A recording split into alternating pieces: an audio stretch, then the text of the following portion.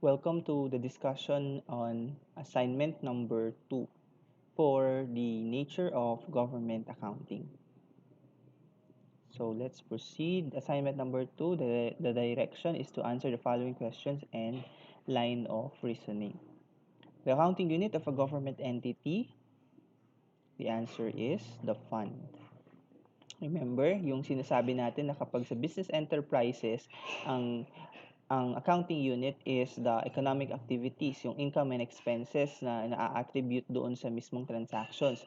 However, sa government, the fund is the accounting unit dahil dito pumapasok yung lahat ng revenues at dito rin lumalabas lahat ng expenditures. So this is the accounting unit for government entity.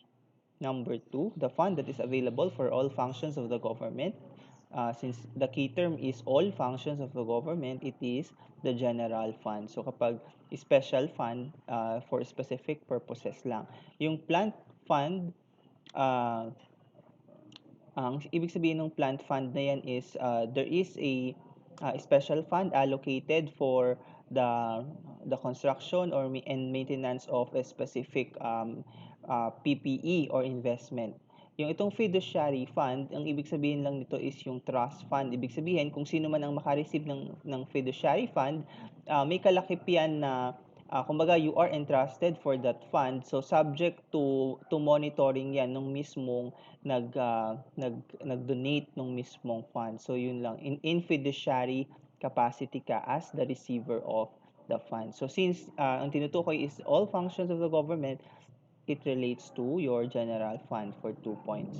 Number 3, this fund includes the proceeds of specific revenue from taxes that are legally restricted to expenditures for specific purposes. The answer is letter A, special fund. Number 4, this phase of the budgetary procedures, which involves the submission of the national budget to the legislative body for review, deliberation, and formulation of an appropriation bill. Involves the submission of the national budget to the legislative body for review, deliberation, and formulation of an appropriation bill.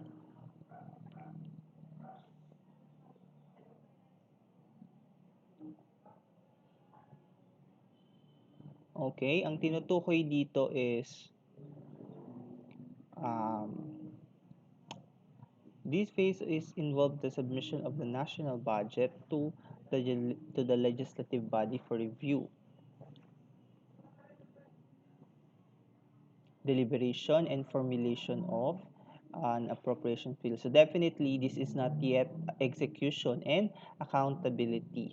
So, medyo malilito ka on preparation and authorization. Itong budget authorization kasi, ang coverage ng budget authorization is the receipt of the bill and then the eventual passing of the bill to a GAA in the Congress. Yung preparation is from budget call up to the submission. Since ang tinutukoy dito is the submission, mula daw dun sa submission to the legislative body, then for review, deliberation, and formulation of an appropriation bill, more of tinutukoy niya na yung mismong pagde-deliberate doon sa fund na sinubmit. So the answer for number 4 is letter B, budget authorization or legislation yan. Number 5, the government agency that is responsible for the release of allotments to various government agencies is the Department of Budget and Management. Letter B. A plan of financial operation embodying an estimate or proposed expenditures for a given period and the proposed means of financing them is a budget. A budget is a plan. So baka nalito ka doon sa financial plan, ang tinutukoy dito is yung mismong budget na. Financial operation embodying an estimate of proposed expenditures for a given period and the proposed means of financing them is a budget. So itong master plan, financial plan, and fund plan, this comprise yung procedures kung paano natin ma-identify kung talaga yung final budget natin. Pero ang tinutukoy na dito is since meron na siyang naka-indicate na proposed means of financing them, then in-include niya na yung estimated and proposed expenditures for the given period. This is more of a budget, yung budget na mismo na sinasubmit natin to the DBM. Oh, sorry. Okay, sorry.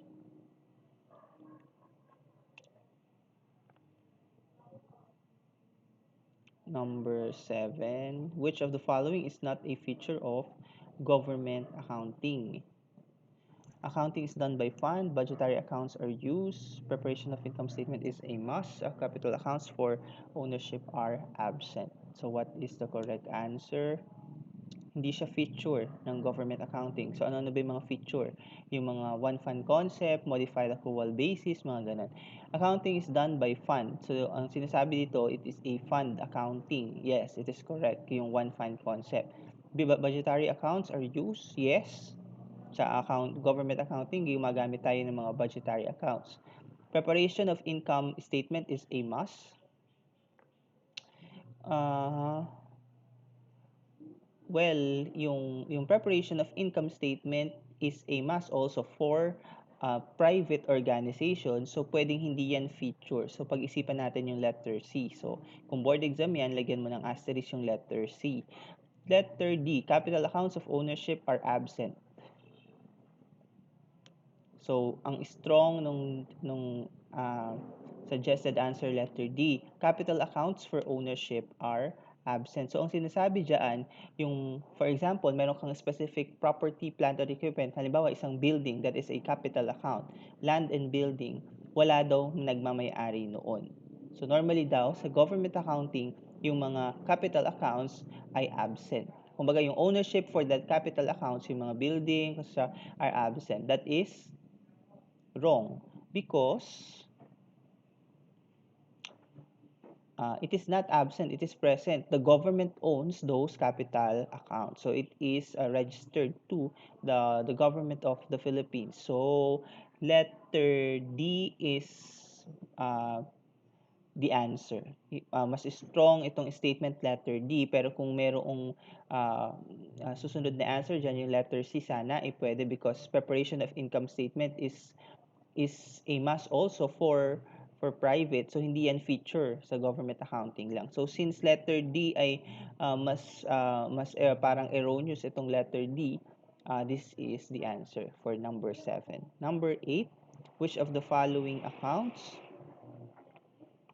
is credited when NCA is received by the agency? So when you receive a notice of cash allocation, your entry is you debit your cash modified disbursement system regular, and then you credit uh, subsidy from national government and income account. So the answer is letter C. Wala pong notice of cash allocation na account title. Okay. Number 9, which of the following naman daw is debited when notice of cash allocation is received? So the answer is not letter A, 10, 10, 40, 40. Cash modified disbursement system, regular. Which aspect of the government accounting provides for a maximum amount an agency can expend in the performance of its function? Maximum amount. Budgetary accounting, fund accounting, obligation accounting, and one fund concept. So the answer is obligation accounting. Dahil sinasabi sa obligation accounting, kapag halimbawa naka-receive ng disbursement voucher ang budget unit, sinasabi niya na kaagad na based on the registries of allotments and obligations ay walang pondo for that, or kung meron man ay ganitong amount lang. So yun ang sinasabi ng obligation accounting. So the answer for number 10 is letter C.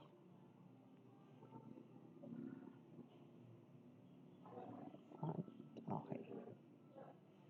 Number 11, what are the differences between government and private company financial accounting and reporting? This will be uh,